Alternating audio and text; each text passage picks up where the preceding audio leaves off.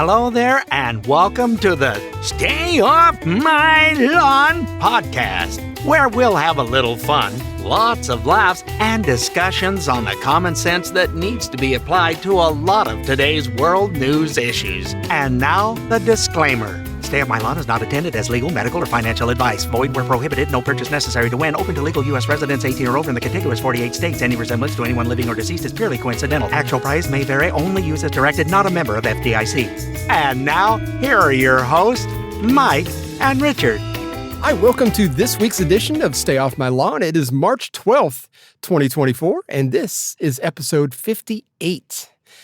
Ooh, 58. We just keep ticking those numbers off. How do you put up with me is what I want to know. Well, it's easier when you have an extended vacation. Oh, yes. You did get a break, and you did have a pretty co-host on the one. Yeah, it didn't. Yes. I didn't want that show to end. So, I mean, there are things. It's better to look at her than me. I will definitely give you that one. How was your weekend?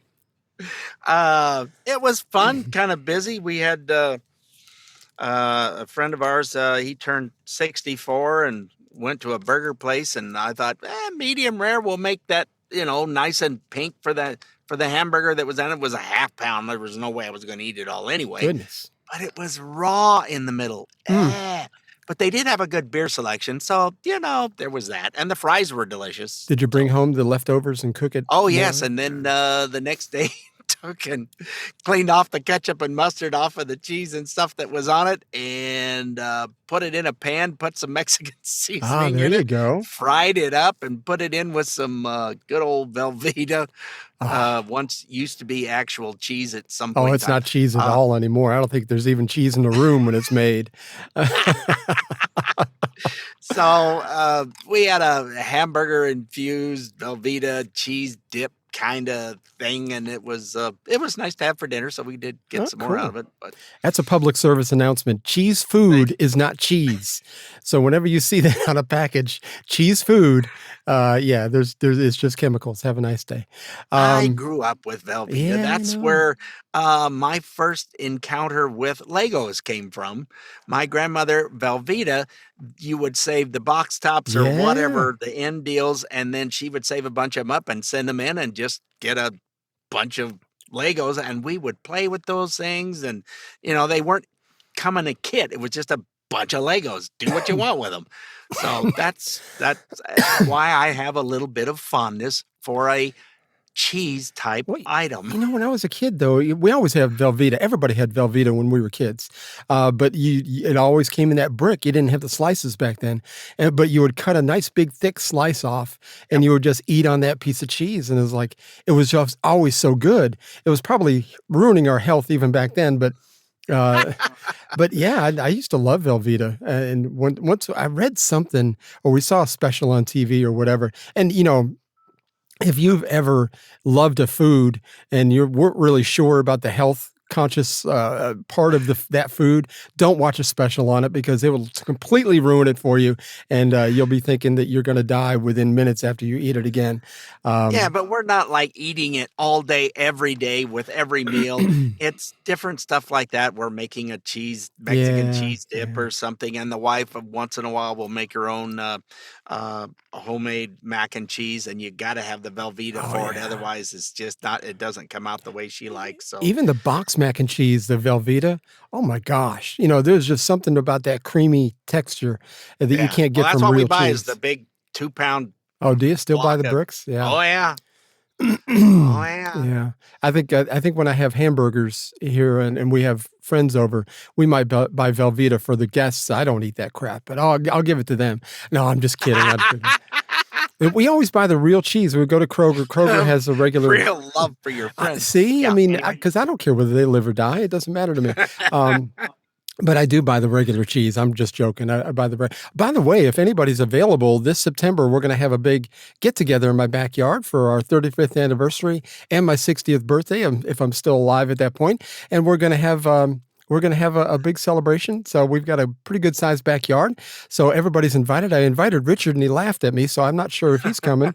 But yeah, it's everybody who listens is invited. I'm not going to give you my address. You're going to have to figure that out on your own. And that's going to be that's going to be part of it. But it's probably readily available on Google. So, do what you got to do. Do what you will. Yeah. I think, and then the other thing we did this weekend was get all the stuff set up and ready because some of you might know, I guess, I don't remember if I said anything or not, but the wife's getting, she's going to be a $6 million man. They're going to replace her entire knee. It's shaving down, cutting off, grinding, blah, blah, blah, drilling holes, putting pieces together, and it'll be titanium knees. Not just a repair, but a complete total knee replacement. Wow. So, and that's tomorrow morning, right? So if you're that listening, is tomorrow sometime. We'll know sometime today. They're supposed to call and let us know what time the surgery is. It's like one day ahead and coming out. Okay. So if you're Run on down. If you're listening to this on the 12th, this will be on the 13th. So if you're praying people, please send a prayer for Nancy because that's a little scary. It's always scary going under the knife. So I don't care if it's for your knee or your esophagus or whatever. Yeah, it's never something that it's no big deal. No, I don't even want my toenail worked on without somebody praying for me, for goodness sake. We've all been sliced and diced here of late. With my shoulder being done, and that's the one thing that made her more comfortable. Is it's the same orthopedic surgeon that fixed up and patched me up in my shoulder. So the way that he took care of me and how he did the surgery and went out and let her know what all they did to me and how it went and had pictures of here's what we did to him. And he came out in the waiting room to talk to all of his patients, whoever was taking him home, every single person that he did that day went out and talked to them. You just don't see that. No, he was the only doctor coming out to do that. Wow. So she felt real comfortable that way. And that's why we're back there. Yeah. I mean, and you got to feel comfortable with your doctor. My surgeon was the same way. He was just very matter of fact. He wasn't trying to sell you like a used car salesman. A lot of them will trying to push you to do whatever. And I'd much rather have somebody just talk to me. And same thing you look for in a preacher. You don't want somebody screaming at you. You want somebody just to kind of teach. But that's great. I'm happy. I'm sure she's going to be just fine. But it's always scary one way or the other. So yeah. Well, she needs to have something done because it's getting to be where she can't hardly get around, and it's just too much pain on stuff. And so I'm glad that one will be done, and the other one is slightly better than the one that's being done. The one that's being done it's toast. Oh yeah, you sent me that X-ray. Goodness. Yeah, it's like you're not supposed to have that big gap on one side. Nah. And it's like, is she going to get the other one done eventually too? Yeah, that's going to have to be done too. But I don't know how. With Medicare stuff, if it's got to be where you can't walk on it anymore, okay, I guess we'll pay for it. Yeah, it's always a begrudgingly thing. Yeah, I don't understand. I just love getting old, man. With all these problems we're having, God, Luke, get out there and get those clothes off the line. All I know is I'm just done giving out body parts. I'm just done for now. It's being studied and cut apart in some institution. The abuse is just too much sometimes. Speaking of abuse, the U.S. is adding $1 trillion worth of debt to its total balance, which is over $34 trillion right now, every 100 days. That's according to a Bank of America strategist, estimated, I think it was this past Friday. It amounts to $3.6 trillion worth of debt taken over every year. The government also looks to be spending more than ever on its military budget, which, of course, we keep sending all that military budget. We keep sending all that stuff to Ukraine, which is... Well, you know how they were justifying that? It's like, we're going to send them our old crap that's kind of getting a little, it's not nice, fresh bombs. We're going to send them the old ones so we can build new ones. Yeah. And then that will help the economy. And this is their thinking. And it's like, it's not, what? I think anytime you continue to print money, I mean, that's detrimental to the economy. It's not going to help. You might zoom out and go, yeah, that might help. No, it helps only when you're small-minded and don't look at the big picture. The big picture is this is why we have this out of control inflation, and it's not going away anytime soon. Well, and Biden got so PO'd when he was actually doing a press conference when he first kind of close to the end of his first year where he was semi-cognitive then. He got the government does not cause inflation. Well, I've got a Nobel Prize winning economist who says otherwise. Milton Friedman goes, it's not made anywhere else, people. Nope. The trade unions don't make it.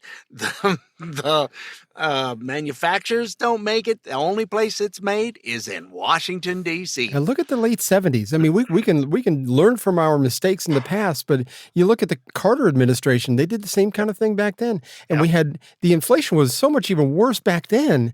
Yes, it was horrible. I think interest rates on home mortgages was like 14, 15, 16, 17%.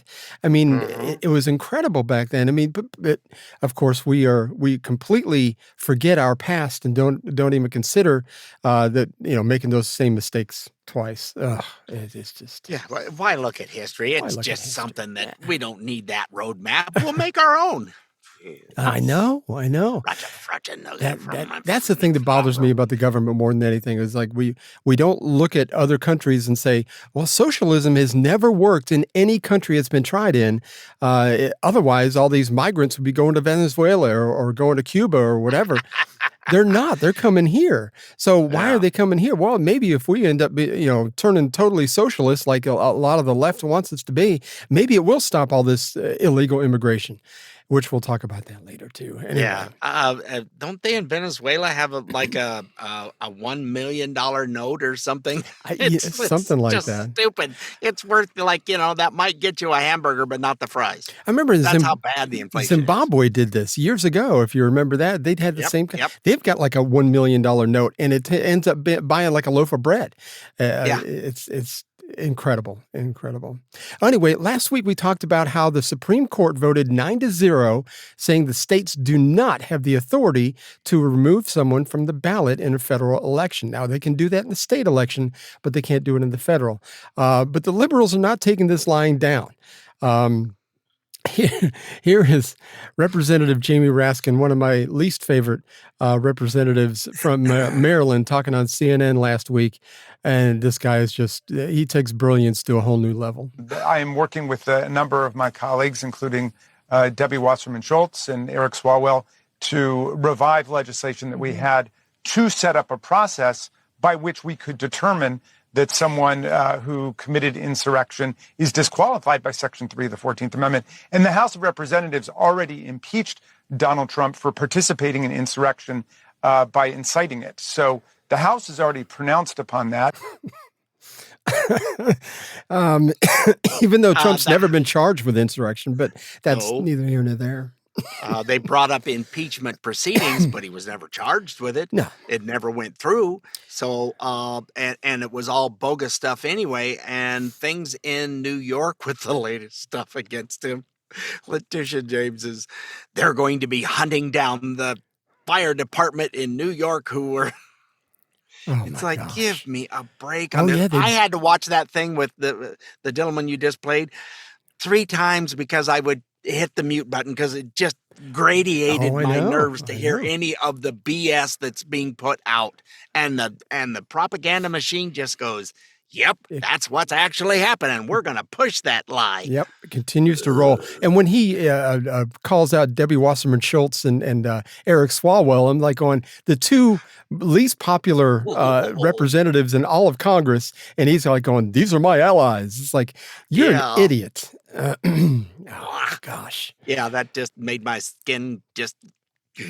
But they're not going to give up. They want Trump off the ballot, and even though they keep going back and going, this is against the 14th Amendment, Section 3.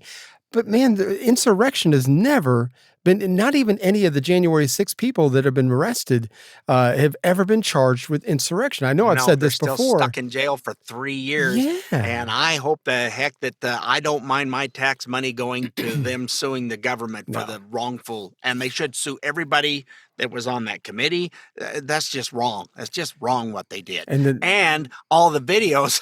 Mike Johnson, and they're not happy about that. He's releasing hundreds and hundreds of hours of everything that they said happened was, pick and choose and pluck this out. And, no, he didn't say anything. They have the stuff. Somebody's got it where Trump went on X and said, hey, you need to go home. That's, enough. Yeah. And then they're finding out there was over 200 FBI agents in the crowd inciting the riot. And goading it on and breaking windows and saying, hey, go in here. Yeah. Those were all feds doing that. Yeah. And that's that's the thing. It's like, why in the world would there be FBI agents out there in the first place? It makes no sense to me. Unless they were trying to, like you said, goad them into doing things they shouldn't have done. Something Trump even said, go peacefully and let your voices be heard. I mean, he never goaded anybody, Trump never did, to break into the Capitol. But those who only watch lefty news are saying, they believe it. That's such a... You're just seeing the propaganda part of it, not what actual happened. So anyway. No doubt. Anyway, we're up against a break. When we come back, we're going to hear from our good friend Robert De Niro and his incoherent ramblings. So that'll be fun. Your good friend, not mine. Hang in there. We'll be right back. Stay tuned for more of the stay off my lawn, peed, but you know the thing. Anyway, they'll be right back. Adopt US Kids presents What to Expect When You're Expecting a Teenager. Learning the lingo. GOAT, G-O-A-T, acronym, stands for Greatest of All Time. As in, spaghetti sandwiches for dinner? They're my fave. Dad, you're the GOAT.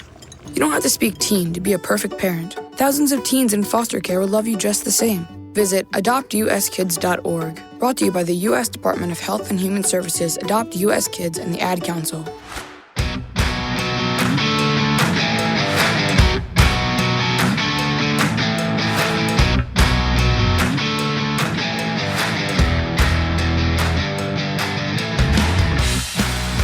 Hi, welcome back to Stay Off My Lawn, segment 2. And Bill Maher, which, he can run hot and cold to me. Sometimes he makes total sense. Sometimes I'm like, what happened to you? Because sometimes he goes along where it's like, wow, he's sounding more conservative, and he's back. Yeah, and exactly. And you just got to wonder, how can you ride that fence? It seems like it would hurt your crotch.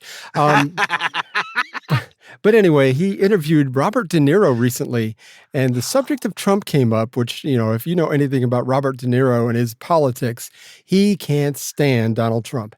But this gives us some good insight on how these people think, which is kind of scary, but here it is. So why is Trump winning? I mean, the New York Times poll this week came out, and maybe this will change it with the State of the Union address, but Trump was beating him rather soundly. It was quite a warning light, 48-43, also winning way more among women than he had before, winning outright Latinos. What do you attribute that to? I don't know. I just don't want to feel the way I did, and many of us don't, after the election in 2016, where we couldn't believe that it happened. The guy is a total monster. And anybody, I don't understand it. I guess they get behind that kind of logic. They want to with people, screw them, because they're unhappy about something. He's such a mean, nasty, hateful person. I never play him as an actor, because I can't see any good in him. Do you ever notice with some of these actors, whenever they don't have a script that they're reading from, it's like they really have no personality when they talk. At all. But I think he talked about right at the beginning. He goes, I don't want to feel like I felt in 2016. I don't care how you feel. The country was doing so much better up until 2020. I mean, up until March of 2020, you could not script a better country on how the country was doing, the inflation rate being down, the unemployment. And that's another thing. The mainstream media just jumps right on board and goes, well, he inherited. No, he didn't. He inherited awesome stuff. Right. The border, everything was going well. Have you ever noticed, though, that all the libs, they don't talk about Biden's policies and what he's done and what's good? All they do is talk about Trump. Because you ask them, what do you like about? I saw a man on the street interview stuff. It cracked me up. Like 8 people, and as soon as he said, so what is it you like about Trump? You know, I like the fact that the border's wide open. I he went through that, and then they just went, we don't care for Trump. We just don't like Trump. They had nothing. There was not a single person could say how great Biden was and what made him awesome. It's a hatred for Trump. He's a pedophile. What are the issues that you're having? I don't know. I like that he sniffs little kids. I think that's just the best thing. But that's the thing. It's like, you know, and unfortunately, Joe has kind of lost his faculties. Yes. But even prior to that, I mean, his vision for the country, unless you go back to the you know, I hate to go to the 90s, but you go back to the early 2000s and everything, and where he could speak, and you know, his view on the border was completely different back then. His view on a lot of things was very different back then, but he's kind of bought into the extreme left's position, which a lot of Democrats, that's why they're switching over to, they were talking about Latinos. You know, Latinos are not for abortion coming up on the 9th month, and neither are most black people. I mean, because most of those people are religious, and you're not going to give, you know, it's a hard sell to people who actually believe in God and go, you know, we ought to just murder babies right up until birth. It's just not going to work. And I think that really is pushing people over to the other side, at least that one specific thing. And nobody wants open borders. No real independently thinking person wants open borders. That's just stupid. Well, I mean, when you have a country that we've been overrun now by, what is it? Somewhere numbers are between 10 and 12 million. Yeah. Yeah. And not only that, but total illegal immigrants in the country is over 22 million. Yeah. I think I saw a speech. It might be from Obama. I think we may have that clip later on. But it was talking about how many illegal immigrants were in the country at that point. And I think that was back in 2007 when he was getting ready to run for president. But if that's what it was back in 2000, imagine what it is today. And it took, what was it, 11 or 13 people to pull off 9/11? Imagine how many cells we have in the United States now, because a lot of these people are coming from China. A lot of these people are coming from the Middle East, Yemen, and Afghanistan. And it's like, they don't like us. They're not here because they're trying to make the country better. These are 20-something-year-old guys crossing this border.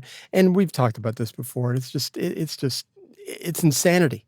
Total insanity. Yeah, to hear him in here talk about stuff was like another thing. Later on, I think he said something about he was afraid that Trump's going to come after him, because that's all they say is he's going to do. He's going to do. They said that when he was elected in 2016, and it didn't happen. He didn't do anything other than what he promised he was going to do. Exactly. And I started noticing, wait a minute, we got a politician, someone who got the office, and they're actually doing what they said they would do? Because he's not a politician. He actually loves America. He can't be bribed, and they hate that. Oh, I know. Because he doesn't need their money. Nope, the deep state can't go, hey, we'll give you. He's going, I don't care. I don't care. Don't need it. It's like Elon Musk talking about I saw that clip again the other day, talking about Bob Iger from Disney, saying, go F yourself. Yeah. And it was just like, I don't need your money. Go F yourself. Disney is killing Disney. Yes, absolutely. They're just getting farther and farther and farther in the hole. It's just getting worse. Yeah. Anyway, Joe Scarborough from MSNBC, which kind of makes me throw up on my mouth a little bit even saying his name, got a little excited before the State of the Union speech last week and seemed to go a little overboard on the bootlicking of Joe Biden. And here's that. Get a bucket. I've said it for years now. He's cogent. Mm-hmm. But I undersold him when I said he was cogent. He's far beyond cogent. In fact, I think he's better than he's ever been. Intellectually, analytically, because he's been around for 50 years And, I don't know if people know this or not. Biden used to be a hothead. Sometimes that Irishman would get in front of the reasoning. Sometimes he would say things he didn't want to say. This is, and I don't really, I don't really care. Start your tape right now, because I'm about to tell you the truth. And F you if you can't handle the truth. This version of Biden, intellectually, analytically, is the best Biden ever. Not a close second. And I've known him for years. The Brzezinskis have known him for 50 years. If it weren't the truth, I wouldn't say it. Gosh, and I don't have the puke pulled up. But yeah, I mean, the best version? Are you kidding me? Does that help? Yes, that's very good. Do you know what cogent means? He's really hot on this word. It must be a new word. He looked up and went, "Oh, I know. I have a word that nobody else knows." It was on my Word of the Day app. Yes. Cogent. It's an adjective for clear, logical, and convincing.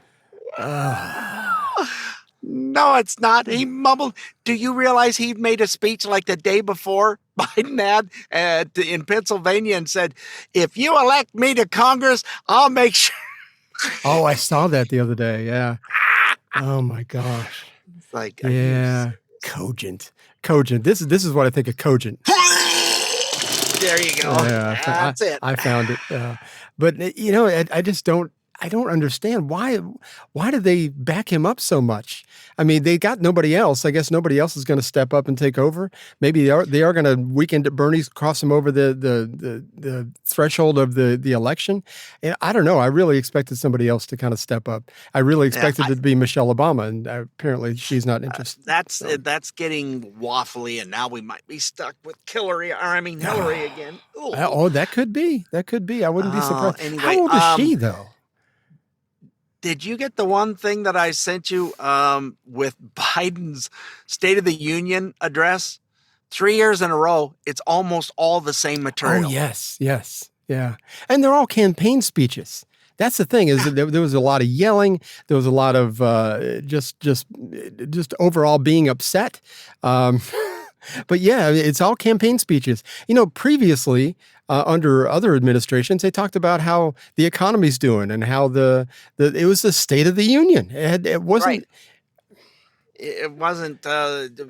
We need to, because he doesn't have it. What is he going to tell us that's doing good? Yeah, and then to lie to us this time around was just bold-faced. The economy's doing great, and we're the envy of the world. No, we're not. We're the laughing stock of the world. I bet you Mike Johnson's eyes, we were talking about this in the promo, I bet his eyes were sore afterwards, because he's back there rolling his eyes and shaking his head. It's like, because, I like Mike Johnson. I think there's some things that I don't necessarily agree with him on, but yeah, at least he was at least making faces, sort of like Nancy Pelosi would do whenever Trump had but he could copy and paste that whole speech into the DNC convention, and it would fit just perfectly. It was a campaign speech. Yeah. And it was, there were so much lies in there that it's like, are you kidding me?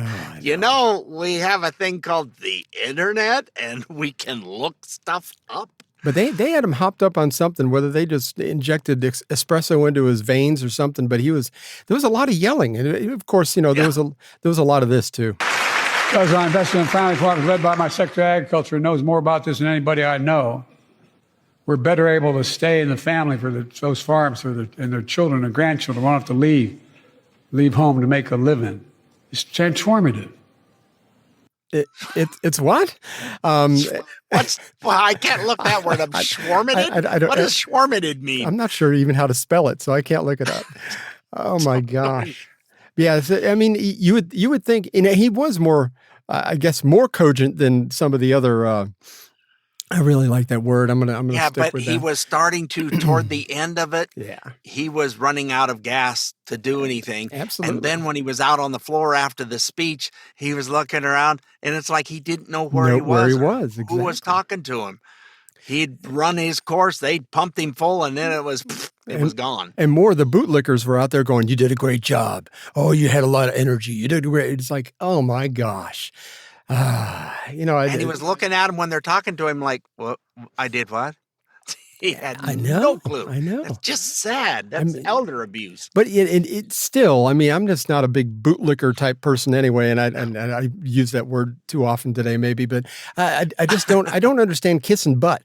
I'm like, if he came over to me and I was in his party, I'd be like going, "You did okay." I wouldn't be going, "You did so good, Mr. President." I just don't understand that whole. I've never been like that with bosses. I've never understood why people do that. But maybe politics is a completely different game, which I'm sure it is. So I don't know. We do have one more story to get to before the break. Stephen Nikiu, I'm not sure exactly how to pronounce his last name, but he was the father of a Marine killed during the U.S. withdrawal from Afghanistan. And they arrested him Thursday evening for shouting from the White House gallery at President Biden during a State of the Union address, which Biden pretty much ignored. But anyway, he was arrested for crowding, obstructing, and incommodating. The Capitol Police said that disrupting the Congress and demonstrating the congressional building is illegal. Anyway, this is how that whole exchange went. All Americans deserve the freedom to be safe. And America is safer today than when I took office. Year before I took office, murder rates went up 30%. 30% they went up. The biggest increase in history. It was then, through my American Rescue Plan, which every American voted against, I might add, we made the largest investment in public safety ever. Last year, the murder rate saw the sharpest decrease in history. Yeah, well, more mumbling and stuff. I can't take it. But you could hear in that man's voice the heartbreak that's in there, and it's like By the way, they let him go on Friday because the outrage, the switchboards in D.C. and the Republicans' outrage over it. He was released like shortly after, I guess. Well, I don't remember what I thought I'd read the day after, but I could be wrong. But the American public just went, that's enough of that garbage. Yeah, exactly. We're not a third world country, but boy, we're sure right there on their heels. I mean, you see that in other countries where parliament meetings end up being in fistfights and stuff. And I can see us devolving into that. That wouldn't surprise me at all. Anyway, when we come back, we're going to talk about another disruption that happened when Marjorie Taylor Greene made sure that her voice was heard. So we'll talk about that when we come back. So hang in there. We'll be right back. Hey, this is Kendra Rains. These two old dudes crack me up. That's why I listen to the Stay Off My Lawn podcast. Americans for the Arts is shining a light on how creative expression and opportunities can shape communities and foster leadership and confidence. And it is our mission to gather support and resources for those individuals waiting behind the curtain for their chance to shine. Find out how your business can play a part at americansforthearts.org.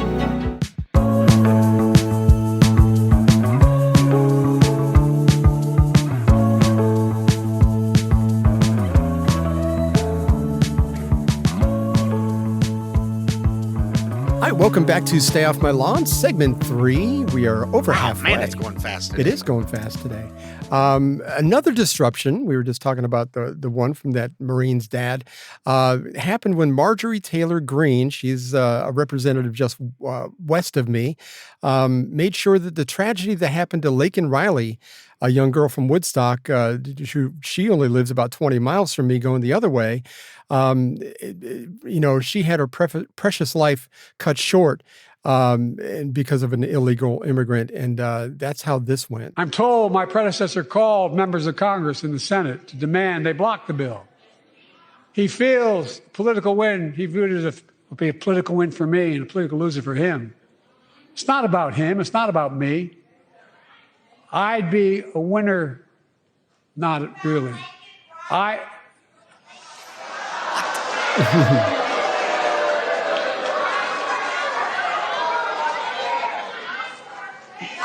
Lincoln Riley, an innocent young woman who was killed by an illegal. That's right. But how many of thousands of people being killed by illegals? To her parents, I say, my heart goes out to you, having lost children myself. I understand. But look, if we change the dynamic at the border, people pay these smugglers $8,000 to get across the border because they know if they get by and let into the country, it's 6 to 8 years before they have a hearing. And it's worth taking the chance of the $8,000. But if it's only 6 weeks, the idea is it's highly unlikely that people will pay that money and come all that way, knowing that they'll be able to be kicked out quickly. Going off script just is never a good idea for him.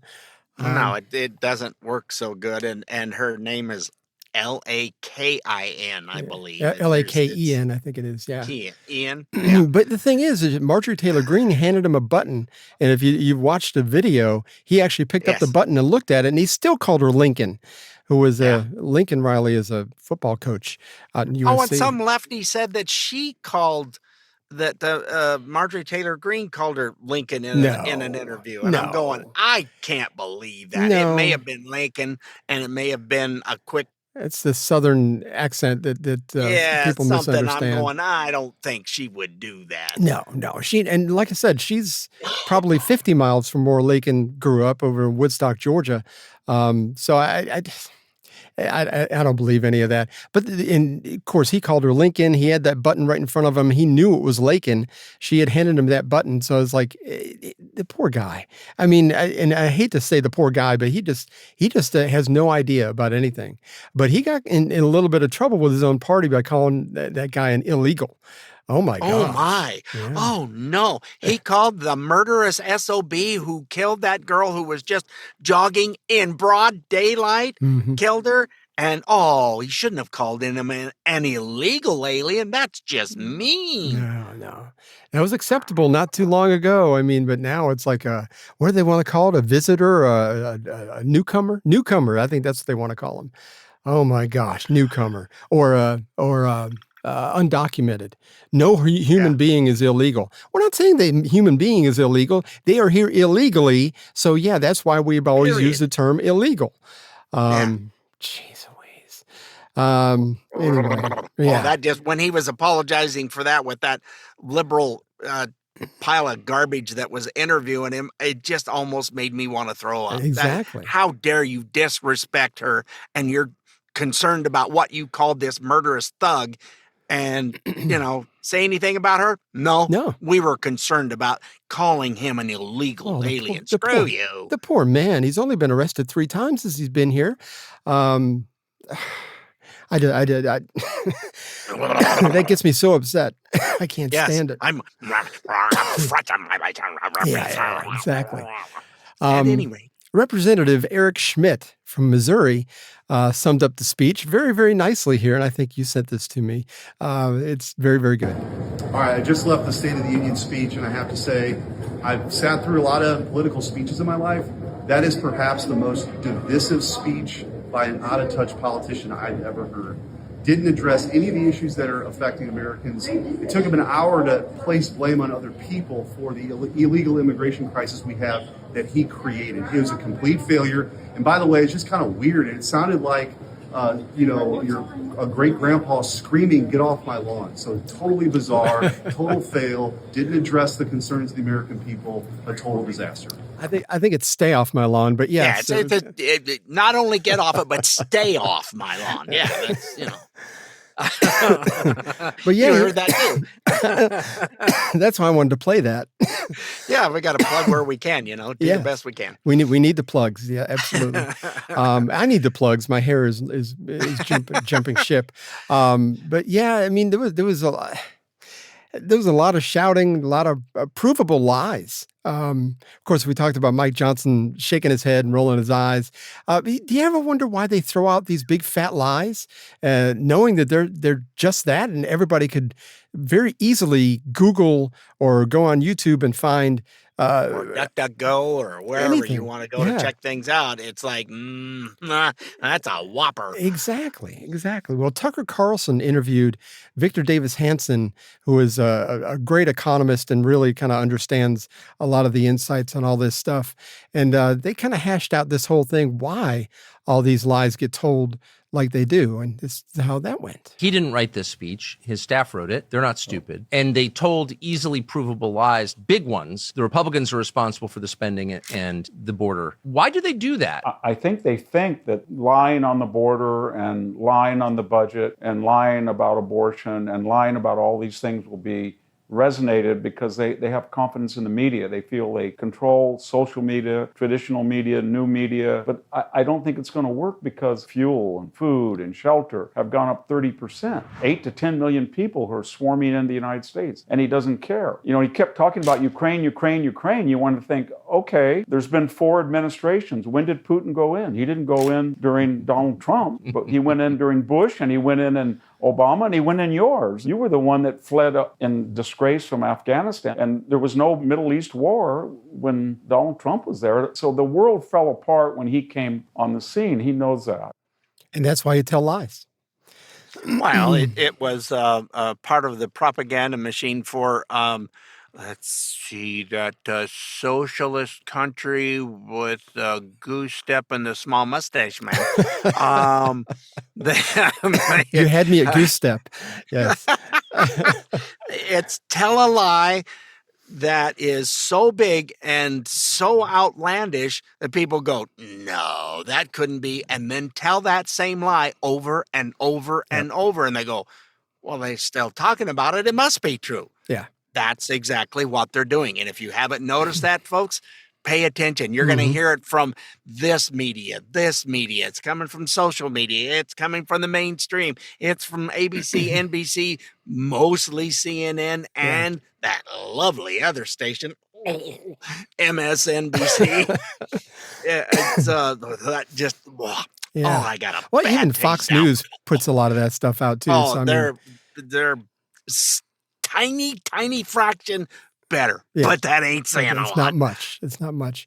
But, you know, I hate to call out the American people, but I mean, Republicans fall into this category too. You have to stay informed. It is on you to stay informed with what reality is and pay attention. You know, this is your country just as much as it is anybody else's. You need to pay attention and find out where the lies come from. When they come from Republicans, you need to watch for it. When they come from Democrats, which they come in such floods, you need to pay attention to it, especially during an election year. Man, they're going to throw all these lies at you, and the more they throw, it's propaganda. The more they throw these lies at you, the more you're going to believe it. The more you're going to take it as gospel, and it's like the whole Yuri Bezmenov thing. It's like the more they flood you with misinformation, then no matter what kind of evidence you have to the contrary, you're not going to believe it. So. If that doesn't teach you anything. You know the actual facts, you've looked things up and getting it from different sources. And I love when a liberal's going, I said, I've been checking on stuff. Oh, where are you getting your news from? Fox. I don't ever watch Fox News. Nope, me neither. And they go, they don't have anything because that's their first go-to. Mm-hmm. Oh, you must be getting it from Fox. Oh, hey, Fox is gone since they got rid of Carlson. They're just another one of the others. Totally agree. They've Bud Lighted themselves by getting rid of. Their numbers are in the toilet right now compared to what they used to be. And by the way, if you ever decide, if you're a lover of Fox and you try to get the Fox Nation app, and man, they really don't have a lot on there. No. You would think that you'd be able to get Fox News, the actual live station on there, since you're paying $99 a year or whatever for that. But no, they don't give you that. They hardly give you. They give you Hannity, which Hannity annoys me to no end. And then they give you to Jesse Waters, which he annoys me. He's got some good interviews on there, but he just annoys me. But, they don't. Laura Ingraham, they used to have her on there. Now they've taken her off. So, they really have, it's a bunch of fluff pieces on there. It's not worth it. And plus, if you ever have any issues with logins, man, there's no one to help you. So, it's the worst app ever. So anyway, because we're in an election year, you need to take a step back, Take of the propaganda that you're hearing and take everything as propaganda and listen to what these people are actually saying, the politicians, what they're actually saying, and make up your own mind and figure out what's BS and what isn't. Anyway, we're going to move on from this. We've beaten up the State of the Union. Speaking of propaganda, the future of Social Security. Yeah. If you look at anything that says Motley Crue, Go to Bank, I think is another one. Just the two might as well be the same because they just BS about, you could make an extra $16,000 a year off of Social Security. Yeah, if you wait till you're 70. Yeah. And then hopefully you don't die by the time you're 73. They're pushing that 70 because they know you won't be on it very long. You'll get more money per month for a little tiny. But I mean, I guess if you're robustly healthy, then go ahead. Wait until you're 70 if you really think it's going to be worth it. But I read a stat, and I think we've talked about this months ago, that if you waited until you're 67 as opposed to 62, it will take you 11 years to catch up to what you would have made if you started at 62 and withdrew to your 67. But the thing is, we paid since we were kids, since we were in high school. If you're middle class or lower middle class like I was, and Richard was, I'm sure, in the same category. We've worked since we were able to work, and we've paid into Social Security. I'm taking what I can because I know too many people that have died before taking a dime.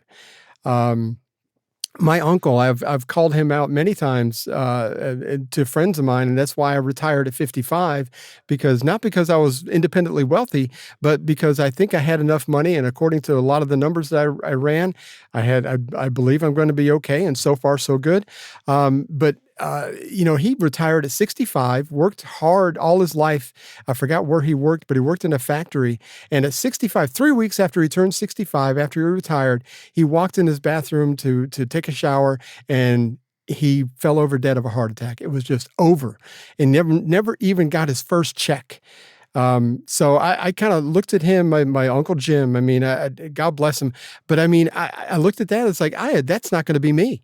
I'm going to make sure that I can at least enjoy a little bit of time with my family and not have to be covered up with 48 to 50 hours a week by working. You just have to make that decision for yourself. Had very physical. People think about, you live longer. Okay, Nikki Haley, how much farming did you do? How much heavy lifting? How much hard work did you do day in and day out, 12, 14-hour days? She didn't do that. You sit in an office and you scribble with a pencil all day or tap on a keyboard. You're not going to be wore out like you and I work very physical jobs. Yeah. I did route work for 30 plus years. You know what? After a while, your body goes, no. Yeah, exactly. And then, of course, I knew both my parents had cancer. I knew it was going to come for me eventually. I didn't know it was going to come at 57. But, I mean, you just don't know. So, I mean, you have to be careful. We actually have a clip of Tommy Tuberville interviewing someone here right after the break about Social Security. So that's pretty interesting. That's about a 3.5-minute clip. So hang in there. Good. We'll be right back. The Stay Off My Lawn podcast is recorded before a live studio audience. It's tough to quit smoking. Just ask any of the 50 million Americans who continue to puff away, even though they know the toll it takes on their health and longevity. When it comes to breaking this lethal habit, the most effective tool is willpower. The American Cancer Society now offers a free video for those smokers who feel they can't quit alone. Call the American Cancer Society today at 1-800-575-2424. That's 1-800-575-2424.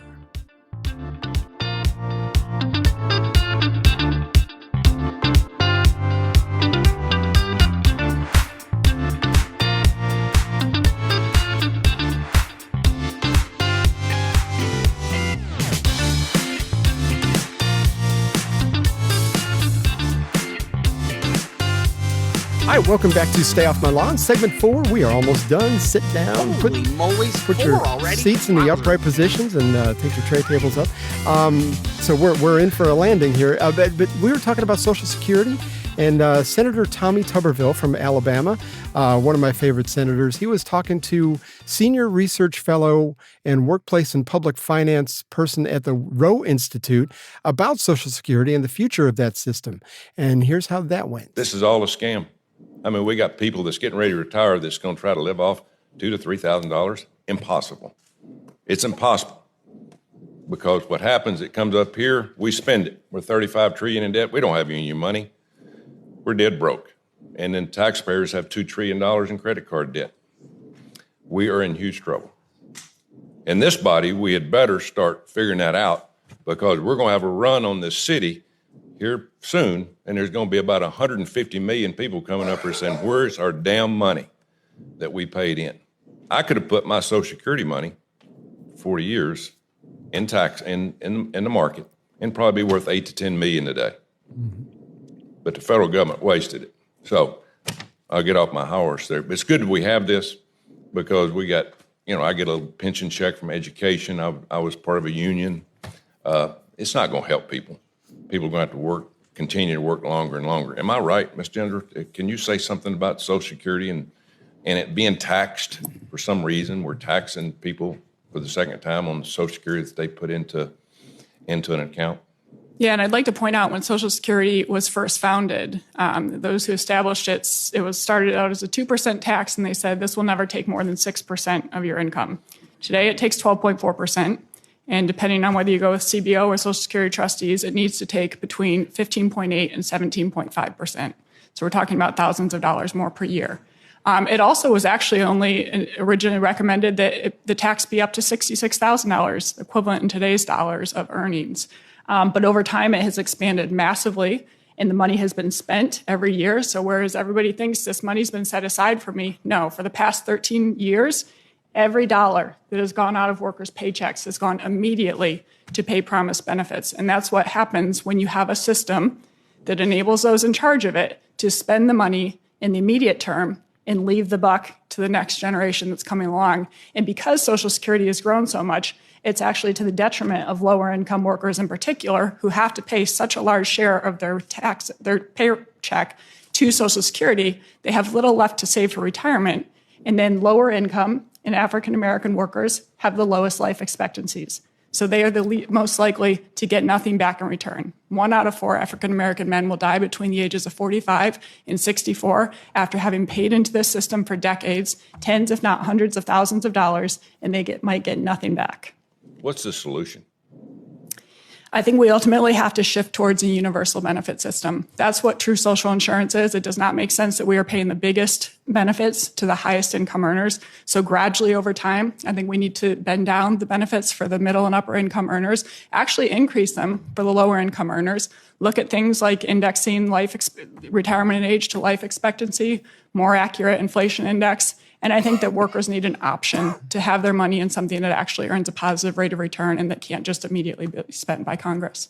I have a 28 and 29-year-old, 2 boys, got a job, working hard, paying Social Security. They ask me all the time, Dad, will I ever see any of that money? Will they see it? I think they will see some of it. That's the exact same thing I hear whenever I ask a group of younger workers, and none of them raises their hand. So I think that there will be something there, but it's not going to be what has been promised. I don't agree with everything she said as far as increasing for the lower income. I mean, I know what Tommy Tuberville had said this, living on between $2,000 and $3,000 a month. My Social Security is not going to be anywhere near $2,000 or $3,000. I mean, it might be close to $2,000 by the time I withdraw it in a couple of years. But if you're not familiar with how they look at that, they take your highest earning 35 years of working, and they average that out, and that's how you get paid. But I mean, I was middle class, just like Richard. We didn't make a lot of money. I never made close to $100,000 a year. No. But I mean, so I think the last time I looked at it was $1,700 a month. I'm going to get at 62, which is not bad, but you can't live on that. So I mean, if you're a younger person right now, do not count. And she actually alluded to this. Don't count on that. Start your Roth IRA early.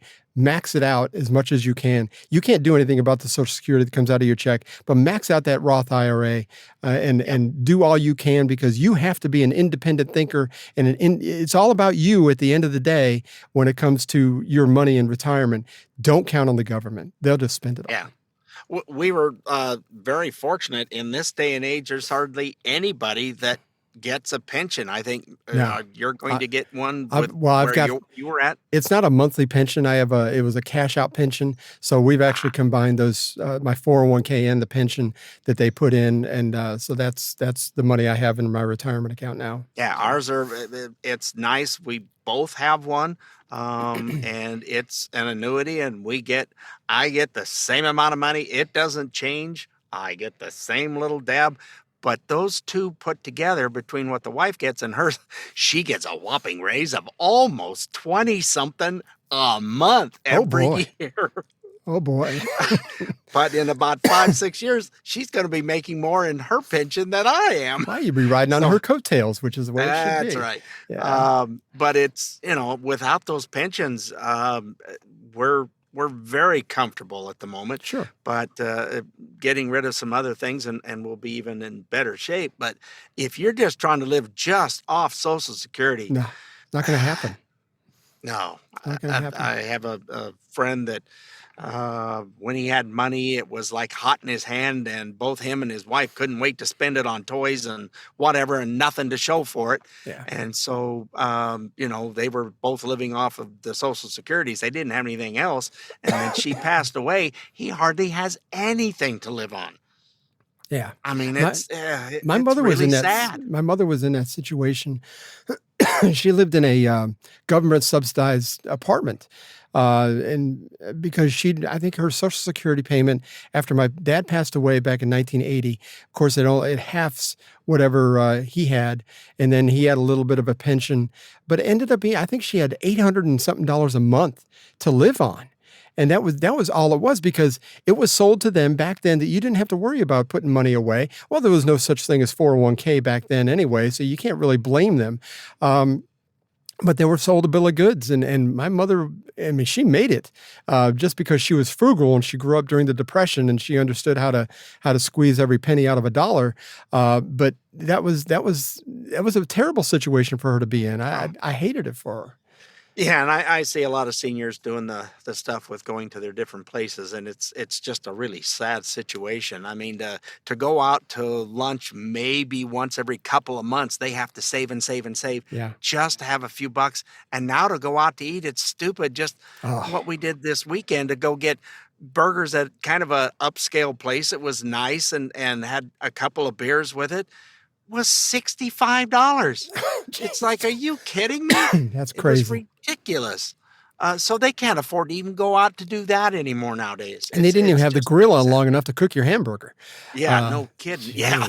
I'm thinking they had just turned it on and went, well, it looks like something of a outside's done. We cooked the outside. Yeah, that was good enough. Yeah, sort of. Anyway. Well, what if someone told you that the federal government is flying illegal immigrants into the U.S.? You wouldn't believe it. It's misinformation. No, that would be a treasonous act. Exactly. How many... I would like to total up all the treasonous acts that this administration is doing. It's like, I don't think I'd have enough fingers, let alone toes. Exactly. No, it's not good. Do you have... Yeah, the Epoch Times actually just reported on this, and apparently the federal government admitted to it. So here's that report. The Biden administration has now admitted that it has been actively flying illegal immigrants directly into the United States. Use of a cell phone app has allowed for the near undetected arrival by air of 320,000 aliens with no legal rights to enter the United States. Now, behind this program is a government app that is gaining more attention, known as CBP-1, Customs and Border Protection 1. And it allows migrants to schedule appointments with U.S. authorities to illegally enter the United States. This is on the actual Customs and Border Protection website. It says here, on October 28th, 2020, U.S. Customs and Border Protection, CBP, launched the free CBP-1 mobile application on the Apple app and Google Play stores. Appointments are available 21 days in advance. Ports may, as operationally feasible, utilize dedicated lanes for individuals with different types of travel documents, or for those without travel documents, meaning you don't need anything. You don't even need an ID. You can just say whoever you are and make a claim of wherever you come from, and they just have to believe you. Yeah. And that was actually still during Trump when they made that app. So I don't know whether that was part of the original app, but yeah, that sounds very disturbing. So yeah, it's if you see a stark white plane land at one of your favorite airports, there's no notifications, there's no logos, there's no nothing on it. Guess what's in the plane, folks? It's not a medevac. Yeah, it's yeah. Oh, boy. It's not what is it? Doctors Without Borders. Yeah. That's another no, terrible. It's not a flying hospital either. No, that's pretty much your illegal. Well, anyway, we have a clip from the State of the Union from Bill Clinton last week from 1995 and how to handle the border and for those that cross illegally. Well, here's one from Obama in 2007, which might come as a surprise. I think we should have strong border security. It doesn't make sense for us to allow hundreds of thousands of people coming through our borders without us knowing who they are, oftentimes in very hazardous situations. And unmonitored situations that could do us long-term damage. I think we should have a serious employer verification system where employers, when they hire somebody, find out what their work status is. Are they able to work here legally? Right now, what employers will say is, well, we check their Social Security card. That's the best we can do. So we've got to set up a tamper-proof system and then hold employers accountable. And then this, for some, is the most controversial part, that we've got to have a pathway to citizenship for the 12 million people or so who are already here. You pay a fine, you learn English, you stay out of trouble, you've got a job, you go to the back of the line so that those who came here legally, that backlog is cleared before you have opportunities for citizenship. That is a reasonable approach, and one that will ultimately address the biggest problem for American workers, and that is the depressive effect of undocumented workers who aren't right now subject to oftentimes minimum wage laws or worker safety laws or all the other things that make them cheaper for employers. If they're out of the shadows, then we can make sure those laws are enforced and those cost advantages for hiring undocumented workers go away. And this is maybe the little bit of a lefty that's inside of me. I actually agree with the path to citizenship. As long as you stay out of trouble, you learn English, you take your citizenship test, and you end up at the back of the line because you did come in here illegally. If you want to be an American, for goodness sake, we ought to have some kind of way to have that happen with less red tape than what's going on right now. And like I said, our immigration thing is an absolute joke from hell. To get in legally takes, you hear it time and time again, 7, 8, 10, 12 years before they can finally, we've worked through this. It's like, you're just inviting this problem. Exactly. Anyway, we need a palate cleanser after that. Jeez. Yeah, I know. I got to scrape my tongue. We have a Paul Harvey rest of the story. And the theme of this is be careful what you wish for. So here it is. The rest of the story. Jim Otis wanted to be struck by lightning. Oh, yes, he knew what it meant.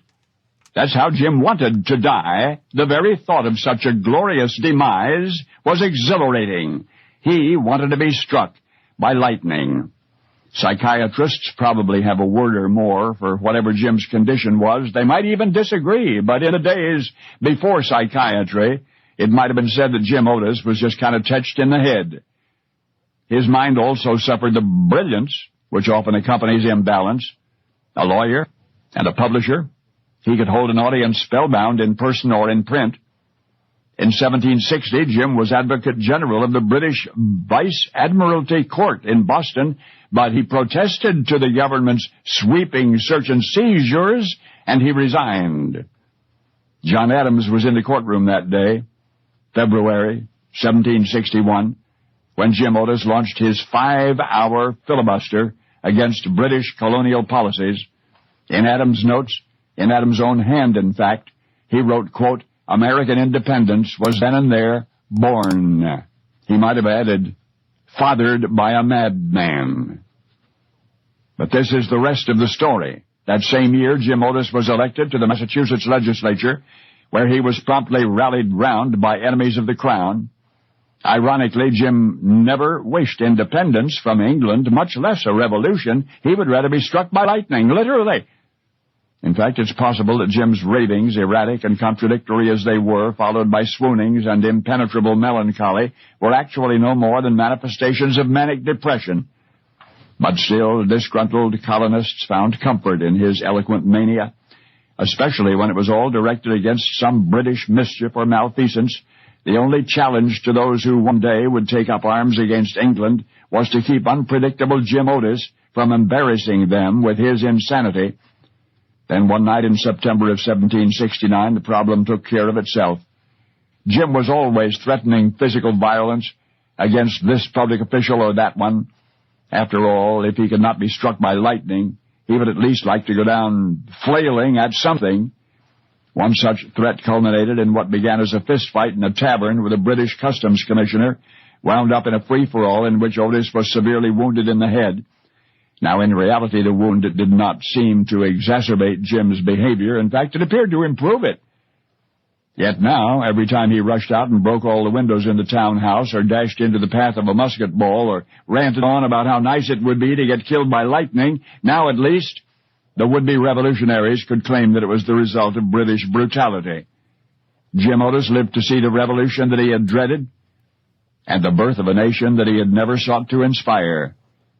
But he would later say, I meant well, but I'm now convinced that I was mistaken. Cursed be the day I was born. And yet when they looked over the mountain to the promised land, it was on the shoulders of an eccentric named James Otis that our forefathers stood. By the way, May 23, 1783, Jim was leaning in a farmhouse doorway. He was watching a gathering storm when a bolt of lightning struck the chimney, followed a rafter to the door frame. The door casing split apart. Jim Otis fell down dead, just as he had planned. Only now you know the rest of the story. Careful what you wish for. Good Lord. Talk about positive self-expectations. Holy crap. I know it. Gee. You know, it's funny that I was mentioning my Uncle Jim earlier. His name was actually Jim Otis, which I thought was pretty, oh, no kidding. That's why. Okay. Yeah, but I can see why you chose that. He had a heart attack, so it was completely different. Anyway, we hope you were somewhat informed and had fun like we did. Don't forget you can find us on iTunes, Spotify, Google, or wherever you get your podcasts, and of course, on the Amazon smart speaker. Miss A is what we call her Miss A. in our house. There you go. You can ask Miss A. That's a great one. I'm glad you came up with that. To play the latest episode of the Stay Off My Lawn podcast on Intune, INTUNE. And you can listen to us in your kitchen while you do dishes. So. And then if you just want to catch up or hear how goofy we've been in the past, go to our website at stayoffmylawn.us for all our past and present episodes. And we will see you next week, folks. Thanks for listening. Toodles. Well, we had fun and hope you did too. The opinions heard here today are not those of anyone other than Mike and Richard. If it made you laugh or go, or even, then we've done our job. Sort of. Well, mostly anyway. And if we made you think about things in a common sense manner, we welcome you to the club. And if it didn't, then just stay off my lawn. See you next time.